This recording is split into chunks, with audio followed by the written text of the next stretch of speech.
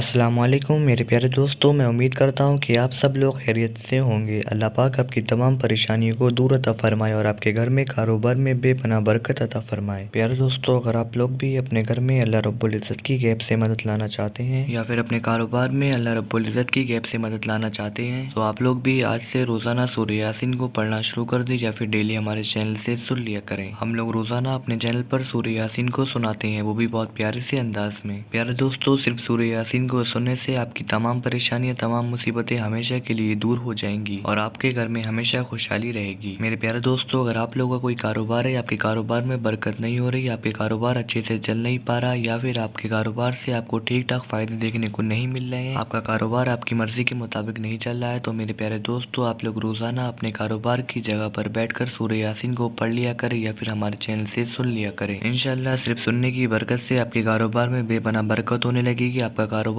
तेजी से चलने लगेगा, आपके कारोबार में बेशुमार बरकत पैदा होना शुरू हो जाएंगी और आपको अपने कारोबार से बेशुमार फायदे देखने को मिल जाएंगे। प्यारे दोस्तों, अगर जो कोई भी इंसान अपनी दुकान में बैठकर रोजाना सूरह यासीन को पढ़ता है या फिर हमारे चैनल से सुन लिया करता है, तो उसकी दुकान में अल्लाह रब्बुल इज़्ज़त की गैब से मदद आना शुरू हो जाती है। उसकी दुकान के गले में पैसा ही पैसा दिखना शुरू हो जाता है, उसकी दुकान में पहले से ज्यादा ग्राहक आना शुरू हो जाते हैं और उसकी दुकान तरक्की की ओर चलना शुरू हो जाती है। प्यारे दोस्तों, सूरह यासीन की बहुत ही ज्यादा फजीलतें हैं, बहुत ही बाबरकत वाली ये सूरह है। सूरह यासीन को कुरान पाक का दिल भी कहा जाता है। सूरह यासीन से लाखों लोगों की जिंदगी संभल गई है और सूरह यासीन को रोजाना लाखों लोग पढ़ते भी हैं और सुनते भी हैं। तो मेरे प्यारे दोस्तों, आप लोग आज से ये नियत बांध ले कि हम लोग भी रोजाना सूरह यासीन को पढ़ेंगे या फिर सुनेंगे। मेरे प्यारे दोस्तों, आप लोग जिस मकसद के लिए भी सूरह यासीन को सुनेंगे, वो मकसद अपना दिल में रखें और सूरह यासीन को दिल लगाकर पूरे यकीन के साथ सुने। इंशाल्लाह आपका वो मकसद जल्दी पूरा हो जाएगा। तो आइए मेरे प्यारे दोस्तों, अब मैं आप लोगों को सुना देता हूँ सूरह यासीन। आप लोग दिल लगाकर पूरे यकीन के साथ सुने। मेरे प्यारे दोस्तों, आप लोगों का सब्सक्राइब करना ज़ाया नहीं जाएगा, क्योंकि आप लोगों ने सूरह यासीन के चैनल को सब्सक्राइब किया है, जिससे आपको बहुत ही ज़्यादा फायदा हासिल होगा। पर उससे पहले मेरे प्यारे दोस्तों, अगर आप लोगों ने हमें अभी तक सब्सक्राइब नहीं किया है तो जल्दी से हमें सब्सक्राइब कर ले और हमारी इस प्यारी सी वीडियो को दिल से लाइक करके कमेंट बॉक्स में हमें ज़रूर लिख दीजिएगा और हमारी इस प्यारी सी वीडियो को अपने तमाम दोस्तों तक ज़रूर शेयर करें ताकि वो भी सूरह यासीन को सुन सकें। प्यारे दोस्तों, अगर आपकी शेयरिंग की वजह से किसी एक इंसान ने भी सूरह मुबारक को सुन लिया तो इसका सवाब आपको भी मिलता रहेगा जब तक ये वीडियो चलती रहेगी। तो जल्दी से इस वीडियो को शेयर कर ले और इस वीडियो के अंदर सूरह यासीन को दिल लगाकर पूरे यकीन के साथ सुने। इंशाल्लाह चंद दिन नहीं गुजरेंगे और आप लोगों को इससे फायदे दिखने शुरू हो जाएंगे। और हाँ मेरे दोस्तों, मैं आप लोगों को एक बात और बता दूं, अगर आप लोग अल्लाह पर यकीन रख के इस सूरह मुबारक को मुकम्मल सुनेंगे तभी आप लोगों को इससे फायदा हासिल होगा। अगर आप लोग अल्लाह पर यकीन रख के इस सूरह मुबारक को मुकम्मल नहीं सुनेंगे तो आप लोगों को इससे फायदा हासिल नहीं होगा। तो आप लोग अल्लाह पर पूरे यकीन रख के इस सूरह मुबारक को मुकम्मल सुने। तो ये लीजिए मेरे प्यारे दोस्तों, आप लोग सुन लीजिए सूरह यासीन दिल लगाकर पूरे यकीन के साथ। बिस्मिल्लाहिर्रहमानिर्रहीम। यासीन वल क़ुरआनिल हकीम इन्नका लमिनल मुरसलीन अला सिरातिम मुस्तक़ीम तंज़ीलल अज़ीज़िर रहीम लितुन्ज़िरा क़ौमन मा उन्ज़िरा आबाउहुम फ़हुम गाफ़िलून लक़द हक़्क़ल क़ौलु अला अक्सरिहिम फ़हुम ला युमिनून इन्ना जअलना फ़ी अअनाक़िहिम अग़लालन फ़हिय इलल अज़क़ानि फ़हुम मुक़महून वजअलना मिन बैनि ऐदीहिम सद्दन वमिन ख़ल्फ़िहिम सद्दन फ़अग़शयनाहुम फ़हुम ला युबसिरून वसवाअन अलैहिम अअन्ज़रतहुम अम लम तुन्ज़िरहुम ला युमिनून इन्नमा तुन्ज़िरु मन इत्तबअ अज़्ज़िक्र वख़शिय अर्रहमान बिलग़ैब फ़बश्शिरहु बिमग़फ़िरतिन वअज्रिन करीम इन्ना नहनु नुह्यिल मौता वनक्तुबु मा क़द्दमू वआथारहुम वकुल्ल शैइन अहसयनाहु फ़ी इमामिन मुबीन वضرب لهم مثلا أصحاب القرية إذ جاءها المرسلون إذ أرسلنا إليهم اثنين فكذبوهما فعززنا بثالث فقالوا إنا إليكم مرسلون قالوا ما أنتم إلا بشر مثلنا وما أنزل الرحمن من شيء إن أنتم إلا تكذبون قالوا ربنا يعلم إنا إليكم لمرسلون وما علينا إلا البلاغ المبين قالوا إنا تطيرنا بكم لئن لم تنتهوا لنرجمنكم وليمسنكم منا عذاب أليم قالوا طائركم معكم أئن ذكرتم بل أنتم قوم مسرفون مسرفين وجاء من أقصى المدينة رجل يسعى قال يا قوم اتبعوا المرسلين اتبعوا من لا يسألكم أجرا وهم مهتدون وما لي لا أعبد الذي فطرني فإنه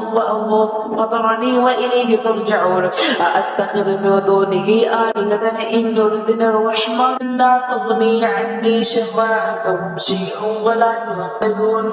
إني إذا لفي ضلال مبين إني آمنت بربكم فاسمعون قيل ادخل الجنة قال يا ليت قومي يعلمون بما غفر لي ربي وجعلني من المكرمين وما أرسلنا على قومه من بعده من وجود من السماء وما كنا منزلين يا كانت إلا صيحة واحدة فإذا هم خامدون يا حسرة على العباد ما يأتيهم من رسول إلا كانوا به يستهزئون ألم يروا كم أخلقنا قبلهم من القرون أنهم إليهم لا يرجعون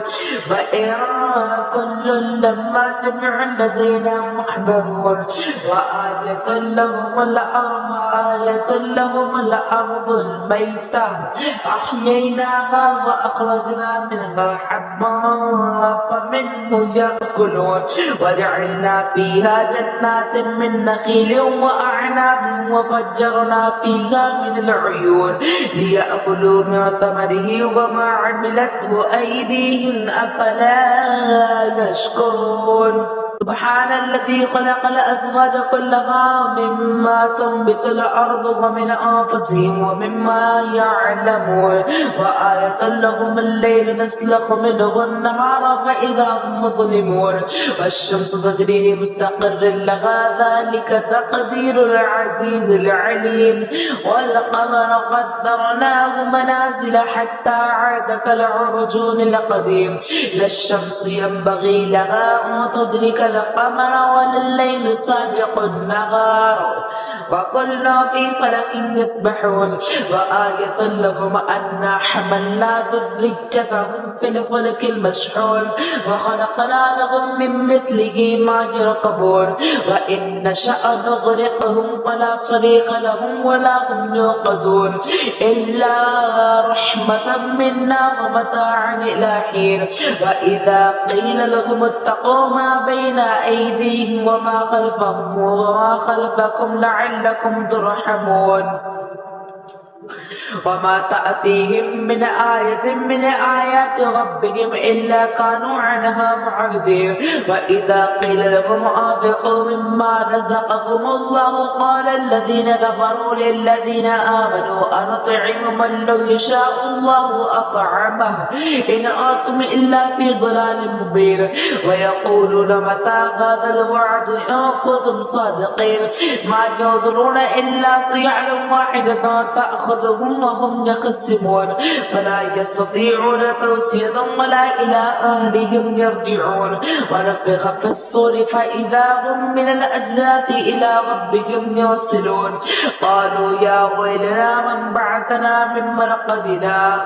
هذا ما وعد الرحمن وصدق المرسلون إن كانت إلا صيحة واحدة فإذا هم جميع لدينا محضرون فاليوم لا تظلم نفس شيئا ولا تجزون إلا ما كنتم تعملون إن أصحاب الجنة اليوم في شغل فاكهون هم وأزواجهم في ظلال على الأرائك متكئون لهم فيها فاكهة ولهم ما يدعون سلام قولا من رب رحيم وامتاز اليوم أيها المجرمون ألم أعهد إليكم يا بني آدم أن لا تعبدوا الشيطان إنه لكم عدو مبين وأن اعبدوني هذا صراط مستقيم ولقد أضل منكم جبلا كثيرا أفلم تكونوا تعقلون هذه جهنم التي كنتم توعدون اصلوها اليوم بما كنتم تكفرون اليوم نختم على أفواههم وتكلمنا أيديهم وتشهد أرجلهم بما كانوا يكسبون ولو نشاء لطمسنا على أعينهم فاستبقوا الصراط فأنى يبصرون ولو نشاء لمسخناهم على مكانتهم فما استطاعوا مضيا ولا يرجعون ومن نعمره ننكسه في الخلق أفلا يعقلون وما علمناه الشعر وما ينبغي له إن هو إلا ذكر وقرآن مبين لينذر ما كان حجا ويحق القول على الكافرين أولم يروا أنا خلقنا لهم مما عملت أيدينا أنعاما فهم لها مالكون وذللناها لهم فمنها ركوبهم ومنها يأكلون ولهم فيها منافع ومشارب أفلا يشكرون واتخذوا من دون الله آلهة لعلهم ينصرون لا يستطيعون نصرهم وهم لهم جند محضرون فلا يحزنك قولهم إنا نعلم ما يسرون وما يعلنون أولم ير الإنسان أنا خلقناه من نطفة فإذا هو خصيم مبين وضرب لنا مثلا ونسي خلقه قال من يحيي العظام وهي رميم قل يحييها الذي أنشأها أول مرة وهو بكل خلق عليم الذي جعل لكم من الشجر الأخضر نارا فإذا أنتم منه توقدون أوليس الذي خلق السماوات والأرض بقادر على أن يخلق مثلهم بلى وهو الخلاق العليم إنما أمره إذا أراد شيئا أن يقول له كن فيكون فسبحان الذي بيده ملكوت كل شيء وإليه ترجعون